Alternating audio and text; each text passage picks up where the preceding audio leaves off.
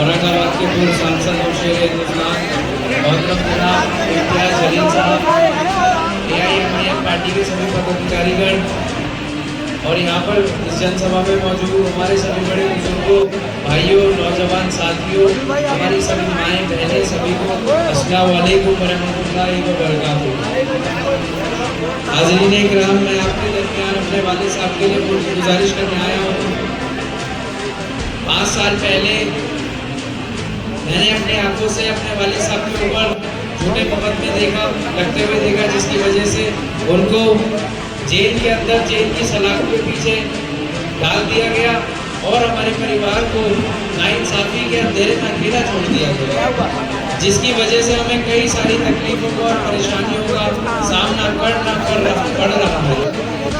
आने वाली 24 तारीख को उनको पूरे 5 साल जेल के अंदर हो जाएंगे। 5 साल अल्फाज छोटा है, लेकिन अरसा बहुत बड़ा है। और इन 5 सालों में हम अपने वालिद साहब से दूर रहे। हमारा पूरे परिवार कई सारे त्योहार, कई सारे ऐसे पल अपने वालिद साहब के साथ बिताने थे, लेकिन नहीं बिता पाए। और जिनसे हमें उम्मीद थी, जिस पार्टी के लिए मेरे वालिद साहब ने 10 साल तक अपना तन मन धन लगाकर दिन और रात एक कर उनके लिए मेहनत करी, उनका परचम मुस्तफाबाद विधानसभा में बुलंद किया और उन्हीं की पार्टी के टिकट से पार्षद भी बने। लेकिन जब उनका वक्त आया हमारा साथ देने का, उन्होंने हमारा साथ छोड़ दिया, इलाके के आवाम का साथ छोड़ दिया। आज हमारे पास एक मौका है। 5 साल पहले हम दुआ के अलावा कुछ नहीं कर सकते थे, लेकिन आज हम अपने वोट के जरिए उनका साथ दे सकते हैं और उनकी बेगुनाही के साथ।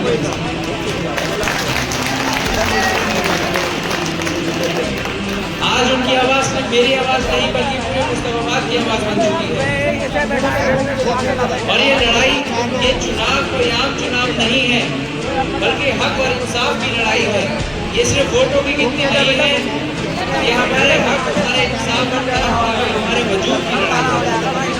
और मुझे यकीन है ये लड़ाई उन ताकतों के खिलाफ है जो हमारी आवाज को दबाना चाहती है। मुझे यकीन है कि मुस्तफाबाद की आवाम की आवाज ना तो कभी दबी है और ना ही दबेगी इंशाअल्लाह। आप सभी से गुजारिश है कि आने वाली 5 तारीख को आप सभी लोग अपना वोट मतदान के साथ बनाएंगे और इस इत्तेफाक को जीत में तब्दील करेंगे। ये चुनाव सिर्फ हमारा अकेले का चुनाव नहीं, आप सबका चुनाव है। हमें सबको मिलकर के मेहनत करनी है। इंशाअल्लाह अल्लाह हमें जरूर कामयाबी देगा। ये कामयाबी सिर्फ हमारे अकेले की नहीं। आज मेरे वालिद साहब कस्टडी पैरोल पर मुस्तफाबाद में आए थे, उनको 5 बजे जेल वापस ले गए। आज आप ही की इन्हीं गलियों में वो आए थे और कल इंशाअल्लाह जब वो दोबारा आएंगे तो बहुत जल्द हम आपके चंदू नगर में उनको लेकर आएंगे। ये आप सभी की दुआओं का नतीजा है जो अल्लाह ने ये हमें मौका दिया है कि 5 साल के बाद वो हमारे दरमियान मौजूद है। और इंशाअल्लाह इसी तरीके से हम चुनाव जीत करके फिर उनको इंशाअल्लाह अल्लाह ताला बेल भी देगा, फिर हमेशा के लिए आपके बीच में आएंगे। आप सब दुआ करेंगे। एक पैगाम उन्होंने मुझे आप तक पहुंचाने के लिए कहा है, जो कि मैं आपको पढ़ के सुनाना चाहता हूँ कि बदलते वक्त का एहसास जरा तुम भी समझ लेना, छलकते आंसुओं की लाज जरा तुम भी रख लेना। बदलते वक्त का एहसास जरा तुम भी समझ लेना, छलकते आंसुओं की लाज जरा तुम भी रख लेना। भुलाकर हर गिला शिकवा मुझे अपना बना लेना, देकर वोट तुम अपना मुझे नई जिंदगी देना।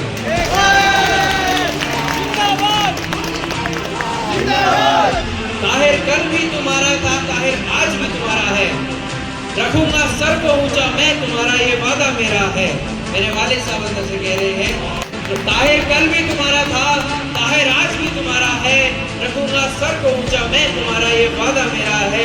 निभाकर हर रिश्ता अपना मेरा बस साथ दे देना, देकर वोट तुम अपना मुझे नई जिंदगी देना। मोहब्बत भाईचारे का पुराना वक्त मिलाना है, मुस्तफाबाद वालों से मेरा ये खास कहना है। मोहब्बत भाईचारे का पुराना वक्त मिलाना है। मुस्तफाबाद वालों से मेरा ये खास कहना है, हुकूमत हो किसी की भी मगर इंसाफ कर देना, देकर वोट तुम अपना मुझे नई जिंदगी दे।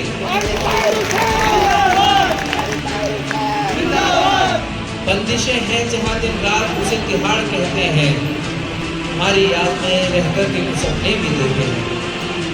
बंदिशें हैं जहाँ दिन रात उसे तिहाड़ कहते हैं, तुम्हारी याद में रहकर के कुछ सपने भी देखे हैं।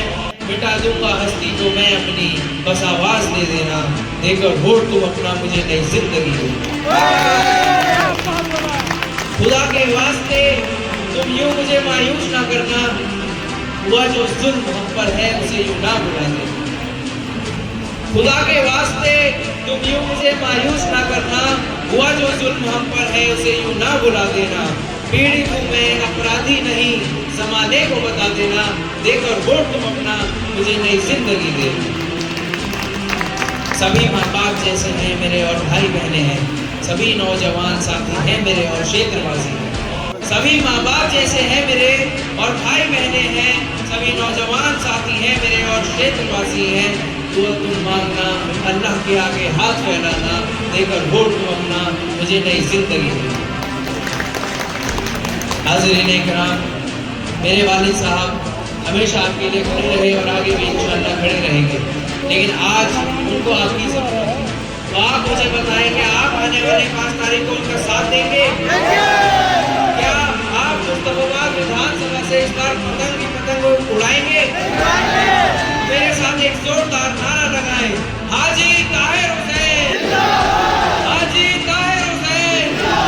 जैसा कि मेरे वालिद साहब का सभी में विश्वास है, वो जैसा कि आपने वीडियो में भी सुना होगा, मुस्तफाबाद बोलेगा, मुस्तफाबाद बोलेगा, मुस्तफाबाद बोलेगा।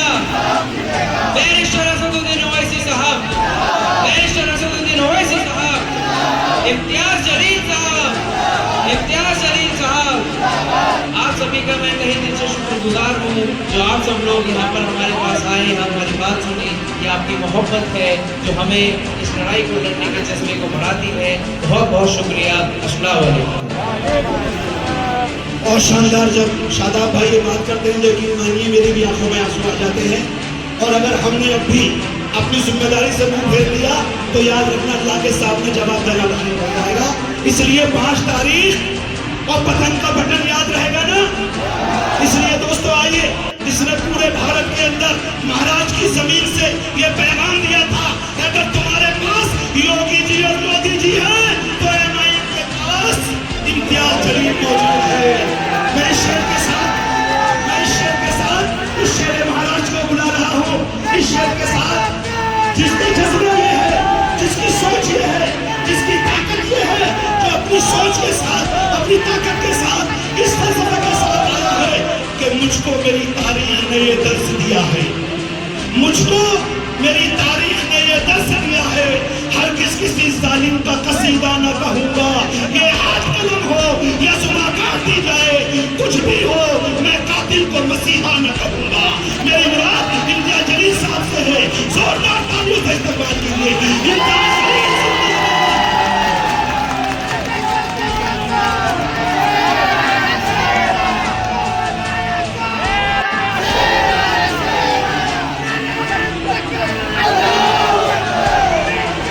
अस्सलाम वालेकुम रहमतुल्लाहि व बरकातहू।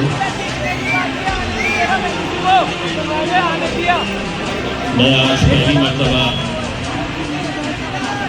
मजलिस इत्तेहादुल मुस्लिमीन के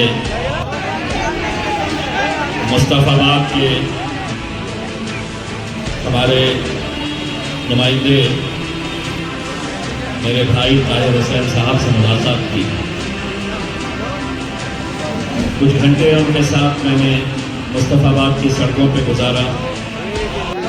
जो जोश, अगर बैठ जाइए, जो जोश, जो दीवानगी, जो मोहब्बत आप लोग उन पर उतार रहे थे, यकीनन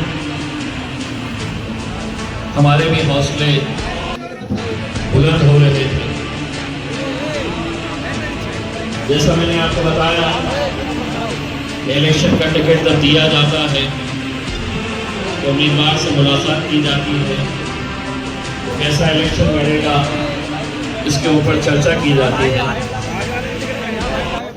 ये पहला इलेक्शन ऐसा था कि जहां पर मुझे हमारे दिल्ली के सदर शोएब जमाई साहब का फोन आया और उन्होंने मुझसे कहा कि हम मुस्तफाबाद से ताहिर हुसैन साहब को टिकट देना चाहते हैं। यही बात मैंने असद साहब के साथ डिस्कस करी और उन्होंने बिना कुछ सोचे, क्योंकि वो सब कुछ जानते थे, उन्होंने मुझसे कहा कि अगर ताहिर भाई तैयार है तो यकीनन हम उन्हें लड़ाएंगे। मैं इस मौके के ऊपर मजलिस इत्तेहाद मुस्लिमीन के तमाम वो जिम्मेदारान जो खुद इलेक्शन लड़ना चाहते थे, जिसमें कुछ मेरे साथ स्टेज के ऊपर भी मौजूद हैं, मैं उन लोगों से अपने तौर के ऊपर माजरत चाहता हूँ।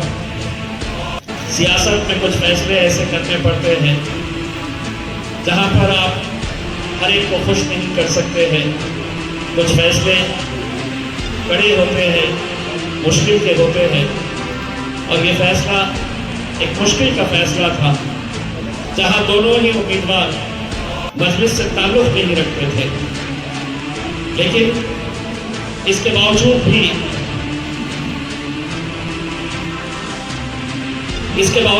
अगर हमने टिकट दिया तो मैं सिर्फ इस बुनियाद के ऊपर ये सोच कर दिया कि आज मुल्क के जो हालात हैं उसे देखते हुए अगर हम मजलूमों के साथ नहीं खड़े रहेंगे, जो लोग परेशान हाल हैं, अगर हम उनके साथ नहीं खड़े रहेंगे तो फिर मजलिस इत्तेहाद और मुस्लिमीन महज एक सियासी जमात नहीं है जो सिर्फ इलेक्शन के हद तक लोगों से रिश्ता बनाती है। आपको याद होगा ओखला के अंदर लड्डन साहब जो खुद आम आदमी पार्टी से ताल्लुक रखते थे, ईडी का केस इनके ऊपर हुआ, गिरफ्तार होने वाले थे, वो हमारे पास अप्रोच हुए और उस वक्त भी मैं जिम्मेदार था। मैंने लड्डन भाई को वहां से टिकट दिया। मेरा सिर्फ इतना कहना है मेरे भाई, इलेक्शन का मतलब सिर्फ यही नहीं है कि अलग अलग सियासी पार्टी के उम्मीदवार आएंगे, ऐसी महफिलें सजाएंगे, आप बैठेंगे, 2 घंटे सुनेंगे, तालियां बजाएंगे, घर चले जाएंगे। यकीन मानिए, ये जो 2 सीटें हम लड़ रहे हैं, आज हिंदुस्तान ही नहीं बल्कि हिंदुस्तान के बाहर जो मुसलमान रोजगार के लिए गया हुआ है, वहां पर काम करने के लिए गया हुआ है, कश्मीर से कन्याकुमारी तक पूरे मुसलमानों की नजरें मुस्तफाबाद और ओखला के ऊपर है कि यहाँ के मुसलमान क्या करते हैं। आप पर है, मैं क्यों यहाँ पर इतनी मेहनत कर रहा हूं, आप यकीन नहीं मानेंगे। मैं सुबह जब अपने जहां पर मैं रह रहा हूं वहां से निकला तो मैं सिर्फ एक चाय के ऊपर निकला था। मुझे पता चला था कि ताहिर भाई जेल से आ चुके हैं। मेरी बेचैनी थी कि मैं फौरन जाऊं और उस शख्स को गले लगाकर ये कहूं कि ताहिर भाई, दुनिया तुम्हारे साथ रहे ना रहे, हम तुम्हारे साथ पूरी ताकत के साथ। एक रिश्ता मेरा क्या है उनके साथ, क्या रिश्ता है मेरा? बस वही एक रिश्ता, ला इलाहा इल्लल्लाह मुहम्मद रसूलुल्लाह। मैं खिंचा चला आया और यहीं से मुझे पता चला कि असद साहब की जेबीसी की मीटिंग है पार्लियामेंट के अंदर, आज आखिरी दिन है, उन्हें रिपोर्ट सबमिट करना है। उनका पहला दौरा आज दोपहर में 2 बजे से ओखला के अंदर था। मुझे असद साहब का फोन आया कि मुझे आज जेबीसी की मीटिंग के अंदर आखिरी रिपोर्ट पेश करना है। मैं लेट हो जाऊंगा, क्या तुम वहां पहुंच सकते हो?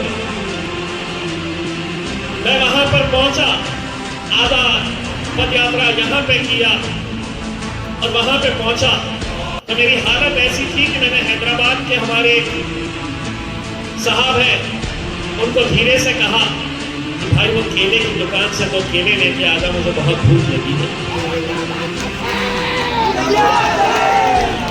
मैं खामोशी से वो 2 केले खाकर फिर 2 घंटे हमने पदयात्रा की। हम क्यों इतनी मेहनत कर रहे हैं? हमने टिकट दे दिए, लड़े, यहाँ के इलाके के लोग लड़ाए, लेकिन दोस्तों एक बात है, मैं इसलिए मेहनत कर रहा हूं, असद साहब इसलिए मेहनत कर रहे हैं कि अगर ताहिर साहब दिल्ली से जीतेंगे तो जीत तो ताहिर भाई की होगी, लेकिन ताकत हमें मिलेगी पूरे हिंदुस्तान की। हमारा सर चौड़ा होगा, हम सीना हमारा चौड़ा करके हम हिंदुस्तान के अंदर जाएंगे और हिंदुस्तान के अंदर जाकर हम कहेंगे कि मेरी इस आवाम के सामने मैंने झोली फैलाकर इत्तेहाद की भीख मांगी थी। इन नौजवानों से, इन बुजुर्गों से, उन माओं से, उन बहनों से, उनसे ये कहा कि एक बार हमारी झोली में आप ये इत्तेहाद की भीख डाल दो। आपने देखा है कौन आपके लिए खड़े रहेगा, कौन आपकी लड़ाई लड़ेगा, कौन आपके लिए आवाज उठाएगा। कितने सालों से हम मेहनत कर रहे हैं,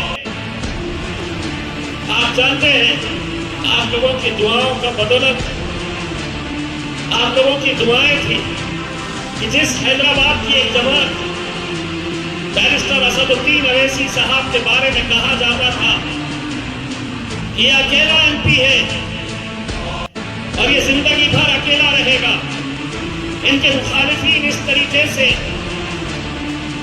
मजलिस के बारे में कहते थे कि ये हैदराबाद की एक जमात है, हैदराबाद तक ही रहेगी।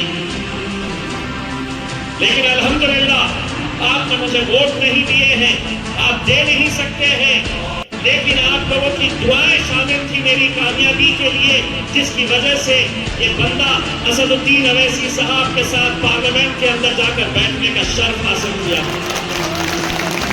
आप लोगों की दुआओं की बहुत परेशान हो जाते थे देखकर एक असदुद्दीन अवैसी नाक में दम करके रखता है, चाहे वो नरेंद्र मोदी हो, अमित शाह हो, कोई भी हो, एक अकेला। लेकिन जब दूसरा भी गया तो उन्हें तकलीफ, उन्हें इस बात की खुशी नहीं थी कि हमारे 300 चुनकर आ गए, ये क्यों आया है, और ये भी बोलने वाला आया, ये भी बहुत बोलता है। मैंने असद साहब से सीखा है, मुझे मालूम है कि मैं इस बार का इलेक्शन मुझे हराने के लिए कैसी कैसी ताकतें जुट गई थी। 3 अलग अलग सियासी पार्टियों के बड़े बड़े नेता मेरे शहर में आकर बैठ गए थे, थैले भर भर के नोटों की बारिश की जा रही थी। मैं उनसे ये सवाल करता, इतनी सारी सीटें हैं, सारी ताकत इधर क्यों? तो उन्हें मालूम था कि 10 गूंगे, मुक्के और बहरे आगे चलेगा, लेकिन ये मजलिस का अंदर अगर आ गया तो ठोक के निकालेगा। तो पूरी ताकत लगा दी, 3-3 पार्टियां बोले इसको खत्म कर दो, इसको खत्म कर दो, तो मजलिस महाराष्ट्र के अंदर से खत्म हो जाएगी, इसे खत्म कर दो तो इसकी आवाज बंद हो जाएगी। लोग मुझसे जब ये कहते हैं तो मैं उन्हें जवाब देता हूँ, एक गाना सुने हैं क्या, बाप तो बाप रहेगा, बाप तो बाप रहेगा। तुम कितनी भी कोशिश कर लो हमें खामोश बिठाने की,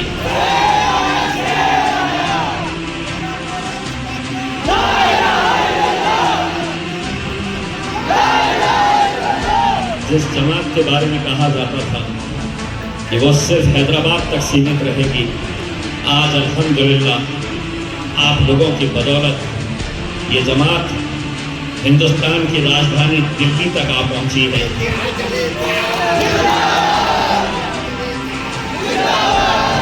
कोई सियासी जमात ऐसी नहीं है जिसके जलसों के अंदर, इसके जलसों के अंदर नारे तो लगाए जाते हैं, केजरीवाल जिंदाबाद, राहुल गांधी जिंदाबाद, शरद पवार जिंदाबाद, मुलायम सिंह जिंदाबाद।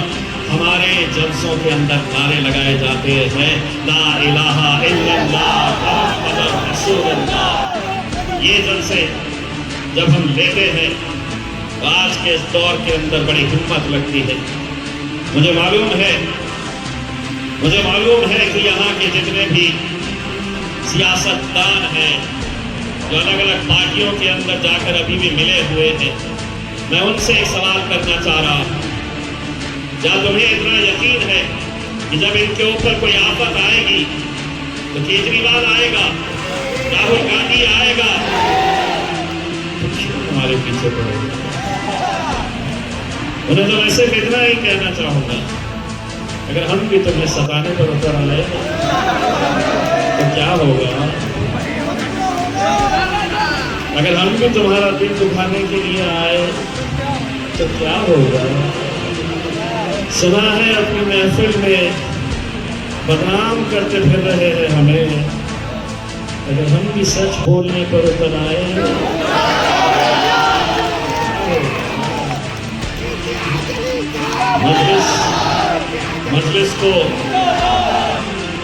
मजलिस को चलाने वाले, मजलिस से मोहब्बत करने वाले, जैसे दीवानों की फौज होती है, ये नौजवानों की फौज होती है मेरे भाई। वरना आज भी मुझे यकीन है कि मुस्तफाबाद के अंदर ऐसे कई मुसलमान होंगे तो ये सवाल कर रहे होंगे, आज भी ये सवाल कर रहे होंगे, जब ऐसे दो लड़ा क्यों लड़ा? हमारी तो दिक्कत ये है, 10 लड़ो 10 क्यों लड़े, 2 लड़ो 2 क्यों लड़े? सियासी जमात है तो हम इलेक्शन नहीं लड़ेंगे तो गोलियां खेलेंगे, कंचे खेलेंगे, गुल्ली डंडा खेलेंगे, हम लड़ेंगे? अरे हम लड़ेंगे तो जीतेंगे, अगर लड़ेंगे ही नहीं तो जीतेंगे कैसे? और अगर उसकी जिंदा मिसाल देखना है तो ये तुम्हारा भाई तुम्हारे सामने खड़ा हुआ है। 2014 के अंदर जब एमएलए का इलेक्शन लड़ने के लिए खड़ा हुआ था, सारी विपक्ष की पार्टियां कहती थी कि नहीं आता, आया, जीता। तो वहां पर एक बड़ा नेता आया मेरे जीतने के बाद और उसने कहा कि जल्दी से जीत गया, आगे नहीं जीतेगा। फिर मैंने कहा कि मैं लोकसभा लड़ूंगा, तो बहुत सारे मुसलमान अपने आप को बड़े सियासी महारथी समझने वाले, लोकसभा का इलेक्शन इतना बड़ा होता है, 20-22 लाख वोटर कहां से जीतते? तो ज्ञानी तो मुसलमान है ना, अभी भी होंगे आपके मुस्तफाबाद के अंदर, है ना, तो चौराहों पे बैठ के आपको समझाने की कोशिश करते होंगे कि इसको इतने मिलेंगे, इसको इतने मिलेंगे। तो उनको ये कहना कि तेरा हिसाब तो जमीन पर कर, मेरा हिसाब तो ऊपर वाला करने वाला है, मेरा रब करने वाला है, तो हिसाब अपना जमीन के ऊपर करते रहे कि मेरे को कितने, इसको इतने। फिर तुमको डराते भी होंगे, जब अपना वोट बढ़ गया ना तो आ जाएगी बीजेपी, आ जाएगी। बीजेपी भी अगर आई तो क्या हमारा घंटा टेढ़ा करने वाला है? एक ही थाली के चट्टे बट्टे हैं, क्या कांग्रेस, क्या आम आदमी पार्टी, क्या भारतीय जनता पार्टी, सब एक ही थाली के चट्टे बट्टे हैं और हमको डराते हैं। मेरे पास भी वैसे ही कहते थे। मेरे पास एक बड़ा नेता आकर बोला था ये एक्सीडेंटली जीत गया था, अपने जीतता। मैंने कहा कि अब अगर मैं एक्सीडेंट से जीता था तो इंशाल्लाह आगे ऐसे बहुत सारे एक्सीडेंट होते रहेंगे। लोकसभा का इलेक्शन लड़ा, कैसा जीतता, अगर जीतता। बोले इतने हिंदू, इतने मुस्लिम, इतने दलित, इतने मराठे, इतने ओबीसी, कैसा जीतता? मैं बोला जीतता। और अल्हम्दुलिल्लाह इलेक्शन आया, लड़े और अल्हम्दुलिल्लाह जीते मेरे भाई। हम लड़े इसलिए जीते, अगर हम लड़ते ही नहीं तो जीतते कैसे? आज मैं आपसे एक सवाल कर रहा हूं, मुस्तफाबाद का सबसे बेवकूफ आदमी कौन है? मुस्तफाबाद का सबसे बेवकूफ आदमी कौन है? वो आदमी जो तुम्हें समझाने के लिए आ रहा है कि ये एमआईएम आई है तो भाजपा को फायदा होगा, वो सबसे बड़ा बेवकूफ आदमी है। और इनकी आदत बहुत होगी यहाँ पे। सुधर जाओ, आ जाओ लाइन पे। ये नौजवानों के सामने टिकने वाले नहीं है। मुझे मालूम है इंशाअल्लाह 5 तारीख के दिन यहाँ के जितने भी हमारे उलमाए कराम हैं, हमारी माएँ हैं और बहनें हैं, हमारे नौजवान हैं, ये 5 तारीख के दिन क्या करने वाले हैं? तो मशीन सामने रहेगी, नंबर क्या है? 7 नंबर है। वहाँ पे जाएंगे और किसी ने आँख पे पट्टी लगा कर भी अगर गया, ऐसा किसी ने 1 2 3 4 5 6 मारेगा कैसा? तो थपा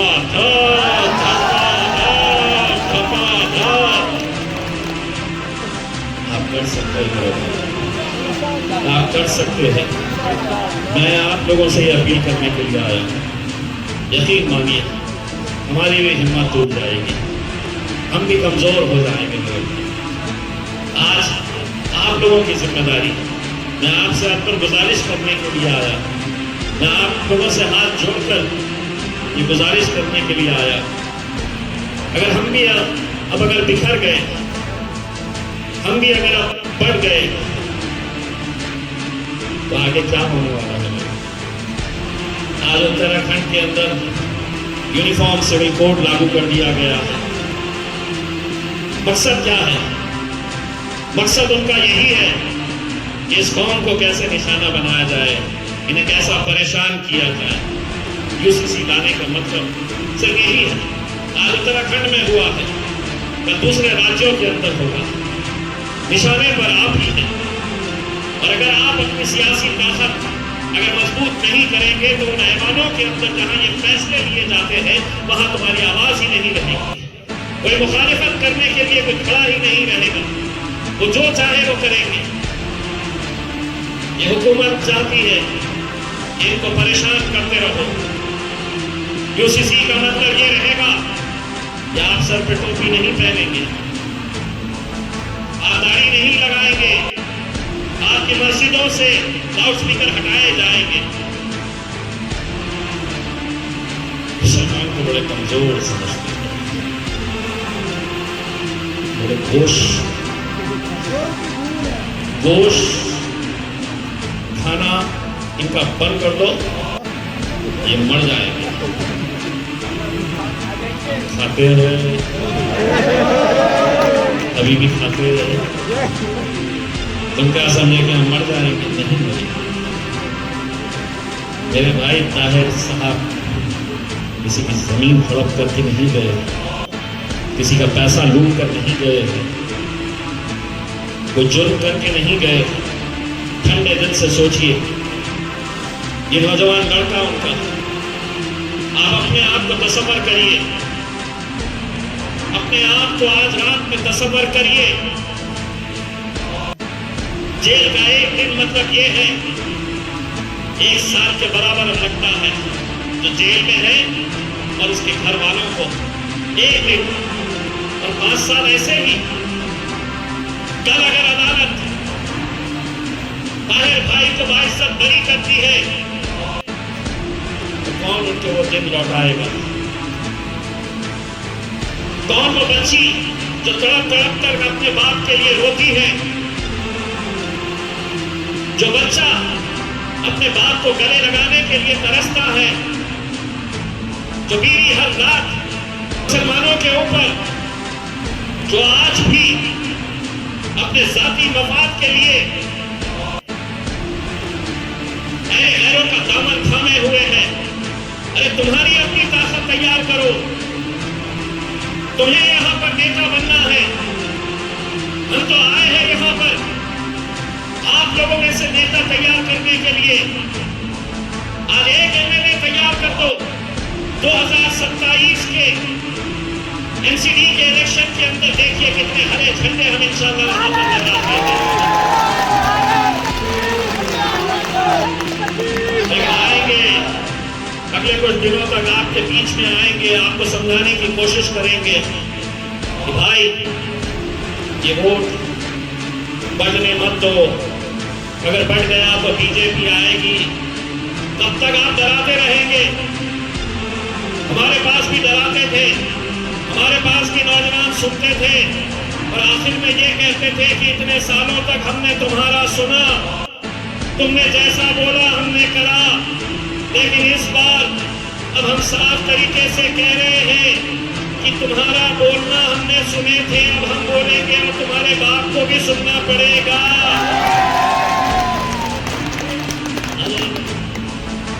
आपकी महफिल में पैसा लेकर पैसा बांटेंगे, मोहल्ले के गहन जिम्मेदार है उनको पकड़ा जाएगा। भाई गली संभाल ले, गली में बदला मास्टर जी की दिन जाके तो धपाधप पड़ने वाली है। इनको क्या मालूम है कि हमारी निशानी पतंग है। मांझा जिसका आ रहा लो, अपने को तो पेरना है, पता नहीं है। इसका मांझा आ रहा है, चलाओ लाओ, वरना हम पतंग नहीं उड़ाते।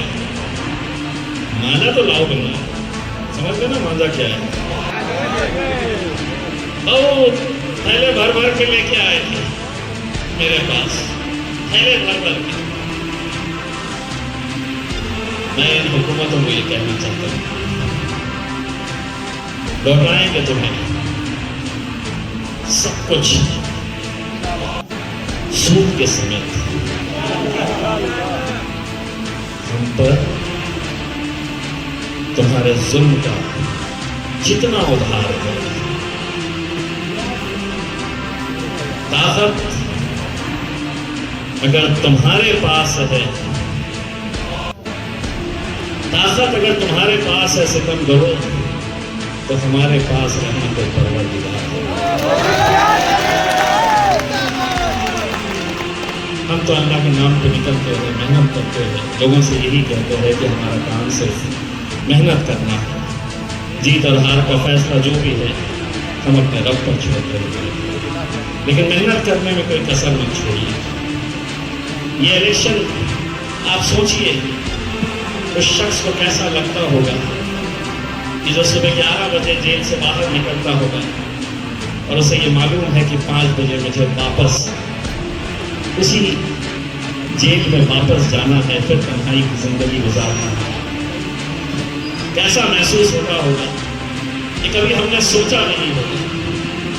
मैं आप लोगों से सिर्फ यही कहने के लिए आया हूं कि महज 5 दिन बचे हुए हैं चुनावी प्रचार के लिए।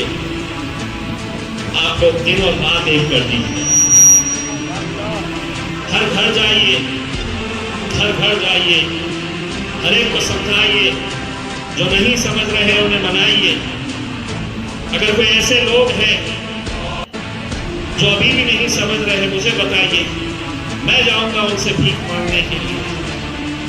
क्योंकि ये इलेक्शन खुदा ना करे अगर नतीजे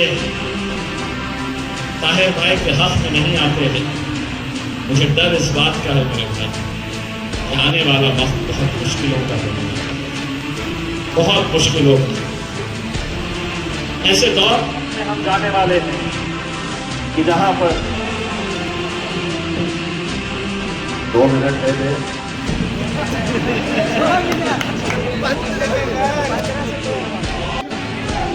और वक्त हमारे हिसाब से चलता है, तुम्हारे हिसाब से नहीं चलेगा। जब हमारी घड़ी में 10 बजेंगे तो 10 बजेंगे, तुम्हारे हिसाब से नहीं चलेगा। तो हम आपको सिर्फ यही कहना चाहते हैं कि आने वाली 5 तारीख के दिन आप लोग फजर की नमाज पढ़िए। सबसे पहले अपने घर वालों को उठाइए, अपने घर का वोट एक वोट डालिए। ऐसा ना हो कि छुट्टी है, इलेक्शन का दिन है, मेरे वोट से क्या होगा, मैंने अगर वोट डाला नहीं तो क्या होगा मेरे वोट से। मेरे भाई, इलेक्शन के अंदर एक वोट मायने रखता है। आप अपने घर का वोट करिए, पड़ोसी को उठाइए, रिश्तेदार को बताइए और इलेक्शन को इलेक्शन की तरह लड़िए, इलेक्शन को इलेक्शन की तरह लड़िए।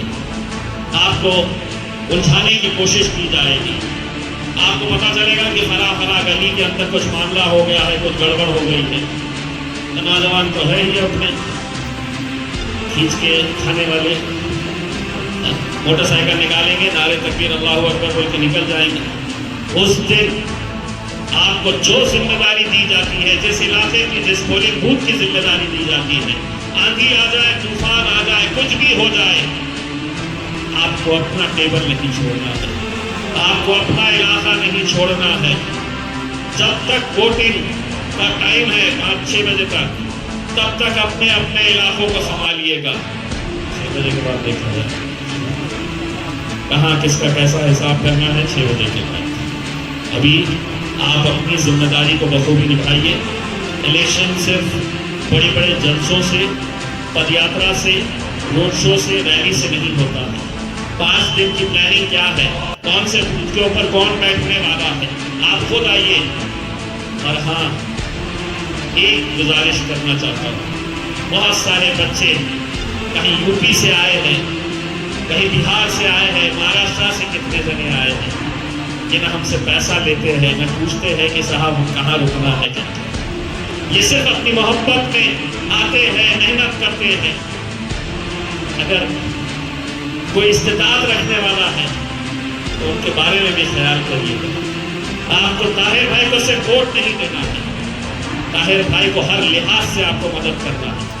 जो इन बच्चों को खाना खिला सकते हैं वो खाना खिलाइए, जो अपने तरफ से कुछ कंट्रीब्यूशन कर सकते हैं। आपकी हैसियत 100 रुपये की होगी, 1000 रुपये की होगी, 10,000 रुपये की होगी।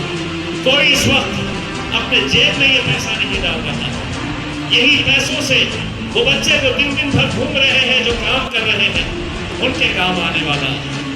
ये सिर्फ इलेक्शन अकेले एक इंसान का नहीं है, ये मूवमेंट है, ये पूरी कौम का इलेक्शन है और हर इंसान को इसके अंदर अपनी हैसियत के मुताबिक ताउन करना है। आप करेंगे इंशाअल्लाह, जो बन सकता है वो करिए। और आखिर में जाते जाते दिल्ली की सड़कों के ऊपर ये नारा लगाना मुझे इसलिए अच्छा लगता है कि यह पे नरेंद्र मोदी रहता है, यहीं पर अरविंद केजरीवाल रहता है और वहां उस जमीन के ऊपर ये नारा लगाना मुझे अच्छा इसलिए लगता है कि वो नारा तुम्हारे कान तक भी जाना चाहिए। तेरा मेरा रिश्ता क्या, तेरा मेरा रिश्ता क्या, तेरा मेरा रिश्ता क्या। अल्हम्दुलिल्लाह, देखिए उस जज्बे को मैं सलाम करता हूँ। तो पैसा कितना है ये मायने नहीं रखता है, लेकिन अल्हम्दुलिल्लाह एक आवाज के ऊपर एक शख्स खड़ा हो गया और हाथ में पैसा लेकर आकर यहाँ पर दे रहा है। मेरे भाई जोरदार तालियों से ऐसे नौजवानों को, ऐसे लोगों की, देखिए मेरे भाई ये पैसा कितना है ये मायने नहीं रखता है, लेकिन इनके जज्बे को हम सलाम करते हैं। और अगर ये जज्बा जिस दिन हमारी कौम के अंदर आ जाए, कोई हमें शिकस्त दे नहीं सकता है मेरे भाई, कोई शिकस्त दे नहीं सकता है। बहुत बहुत शुक्रिया। अल्हम्दुलिल्लाह। साथियों, एक जरूरी ऐलान सुन लीजिए। कल 1 बजे से 5 बजे तक, 1 बजे से 5 बजे तक पिरजपुर की पुलिया से पदयात्रा की जाएगी। इसमें ताहिर हुसैन साहब रहेंगे, असदुद्दीन ओवैसी साहब रहेंगे और शाम